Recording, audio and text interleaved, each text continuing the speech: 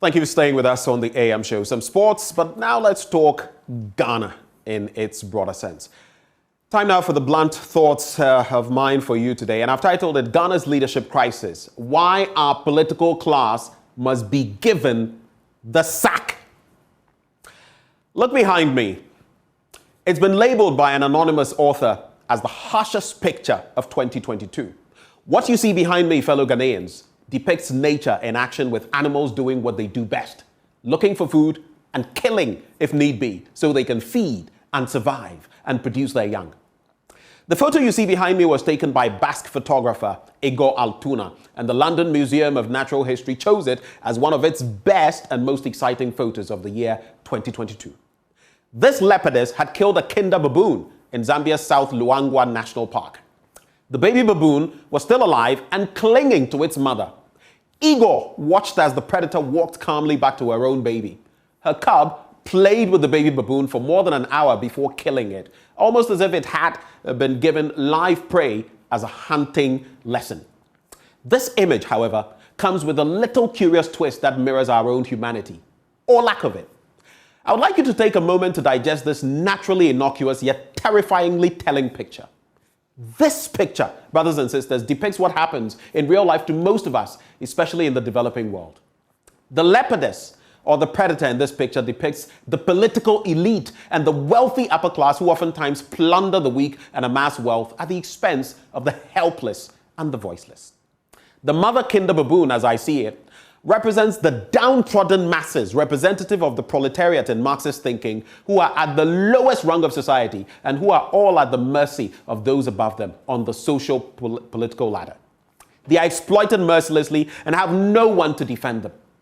Finally, the baby baboon or infant, which still does not realize its mother is dead, represents, in my opinion, those political elements so blinded by politics and warped loyalty that they defend every error, every misstep, and even the plain stupidity of the ruling class, simply because for some of them, the political front is where their bread is buttered, or for some others, because they don't know any better, because they fail to comprehend the wiles of their political paymasters, who use all sorts of chicanery to woo them, lulling them into a false sense of positivity, even when negativity is all those misleaders heap upon the masses. But why in my title do I suggest we have a crisis of leadership and thus must either straighten up or throw out our leadership class? Mind you, when I refer to the political class, I am not referring only to the politicians in the current administration or even just those in power. I point by extension also to all those connected to the far-reaching tentacles of the powers that be and who support them at all costs simply because they are beneficiaries of a badly broken system that impoverishes the many and fills up the few. I invite you, Ghana 4, just take a good look around you. What do you see? Is Ghana working? Are we the people becoming any better in terms of our standards of living or our human development? Consider, for example, how we keep nonsensically recycling projects in an endlessly vicious cycle of greed. We have been marking time on some of these projects for many decades because they are either done in a shoddy manner at many points, with the political class taking kickbacks, which eventually imply far less quality work done, or even worse, the abandoning of projects leading to the wanton dissipation of taxpayers' money, even the precious little we generate from that bracket. Why else would our misleaders be pumping some $400 million into a national cathedral when in our sister African country, Egypt, a factory that will transform that North African entity's economy in myriad ways is afoot at the cost of 400 million euros? In fact, we are now told the National Cathedral Secretariat, thus our government, which is seeking an IMF bailout and pushing a debt exchange agenda, means to borrow money to continue with the construction of the National Cathedral. Hey, how is that even possible? Let me take a breather here and come to this. Now look at the prudent use of resources, and I'll give you some details shortly. Egypt is building a 400 million euro CNC factory, and I'll give you details of that shortly. They also went to the IMF recently, securing a 46-month, 3 billion Ghana deal. We are building a $400 million cathedral. And now we even mean to borrow to finance it because the last 80 million Ghana cedis we wanted for parliament fell through. We've also gone to the IMF begging for the same amount, 3 billion, and we don't even have it yet. In May 2021, Egypt signed a deal with the German company DMG Mori for German technology. This partnership was to lead to the establishment of a computer numerical controls factory in Egypt with an estimated cost, like I mentioned, of 400 million euros. The expected factory, which will sit on an area of land of about 60,000 square meters, will, when complete, be fully automated, programmed to produce turning and milling equipment, and the factory will provide comprehensive technical solutions, including flexible automation, complete digital transformation, and an advanced flow assembly by using automated guided vehicle transport systems. Production will be linked to the annual capacity of more than 1,000 machines, in addition to industrial digitalization services for factories, as well as the establishment of an academy to train in respect of that equipment.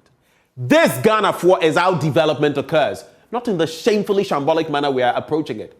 Which leaders think like ours? You tell me. I'll be telling you shortly about the Komenda Sugar Factory, but just look at us. Look at where we are, and I'll be bringing in some details of this shortly.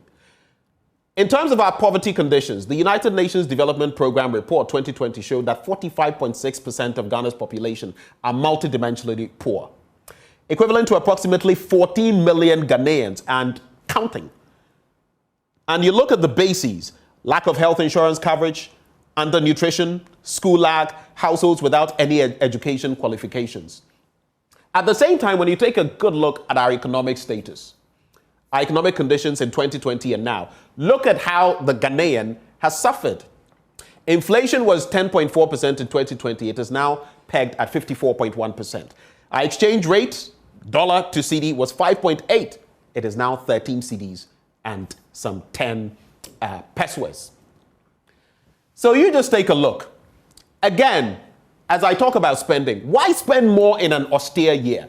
Look at our total revenue and expenditure for the 2023 budget in millions. The difference there is stark. In fact, you're looking at about 61.5 billion. Our total expenditure, 205.43 billion Ghana cedis. The expected revenue, 143.95, giving us that shortfall. Yet we're embarking on a debt exchange, fighting as brood as individual investors have balked at the debt plan.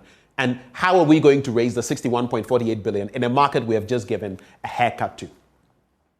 The Komenda Sugar Factory is still non-functional, and sugarcane outgrowers who are engaged to supply their produce to the factory have now resolved not to do so because of the breach of purchase agreement, and are now forced to beg local gin or akpeteshi distillers to just buy off their produce.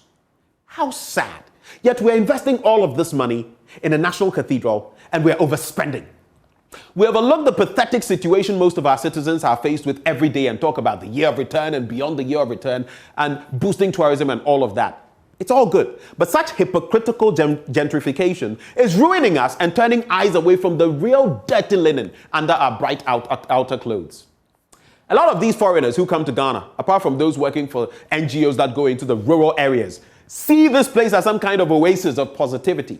What they do not see is the harsh reality facing the masses, which from their plush hotel rooms and the pubs and bars, resorts and other places they frequent, they cannot possibly catch glimpses of. Our multidimensionally poor that I was talking of just a short while ago, on the back of our economic collapse, is even more than in 2020 when the UNDP reported that 45.6% of Ghanaians, about 14 million, were in that category. This implied and still implies not only monetary deprivation, but deprivation across the areas of education, health, general living standards, which can be broken down further into such aspects of our daily life as the access to and cost, as well as the quality of electricity, water, sanitation, cooking fuel, assets, overcrowding, and housing. Now, with our economic meltdown and the can of worms that the domestic debt exchange program has opened, we're likely to see even more excruciating suffering for the citizen, whether or not he is well-to-do. Look, rich or poor, we all pay the e-levy and all face the impact of the latest increments in VAT. Do we not? We do not need to be bondholders to feel not just the pinch, but the crushing crocodilian bite of this economy. On April the 12th, 2019, just some 3 years ago, our Vice President, Dr. Mahamudu Bawumia, assured Ghanaian investors living in the diaspora that their businesses and investments were safe in Ghana. What happened to this promise, Mr. Vice President? Why the vault fast? Is what we are facing now what you were promising those investors?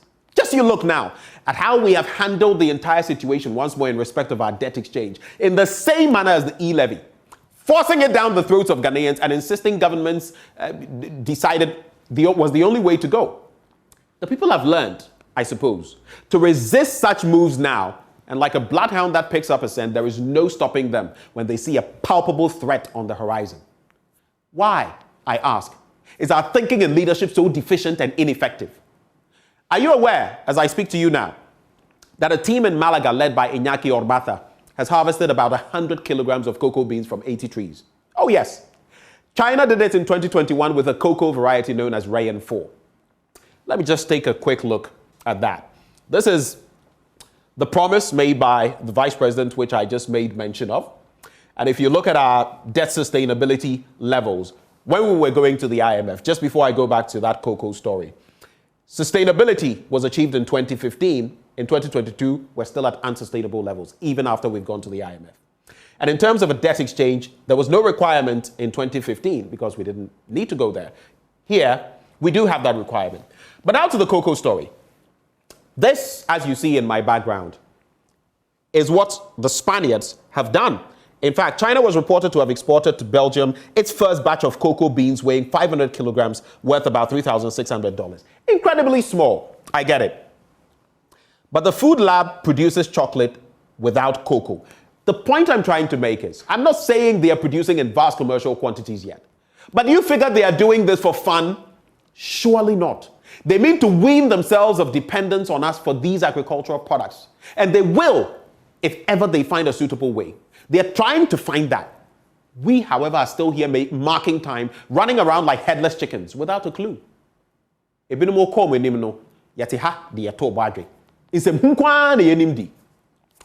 I ask, will we ever learn? When? That is the question. As Yao Nsako intimates in his recent article, had Akufo-Addo never become president, there would have been no doubt in minds like mine that he would have made a great president. But he became president, and now we are utterly baffled at what we see. The words of Yao Nsako. Baffled we may be, Ghana, but remedy this clownish situation we must. What our political class, which often thrives on state capture, tends to forget, though, is this, rendered expertly in Latin. I would like us to reflect on the words of ancient Roman philosopher Seneca, who writes in Latin, Qui totum vult, totum perdit.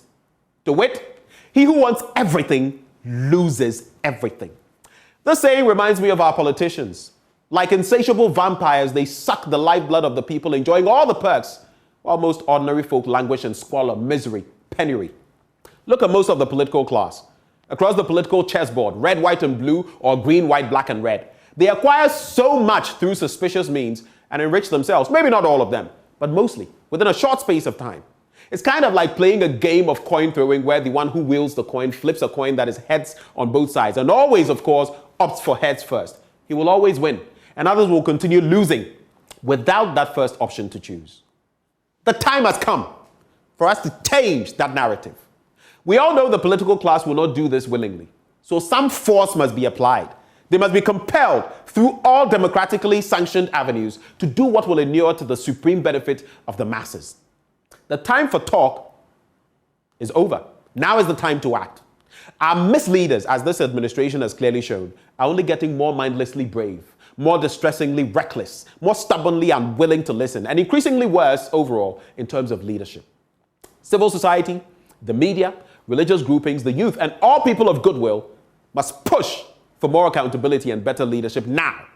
Else we could easily slip into a hole so deep that redemption would be almost impossible.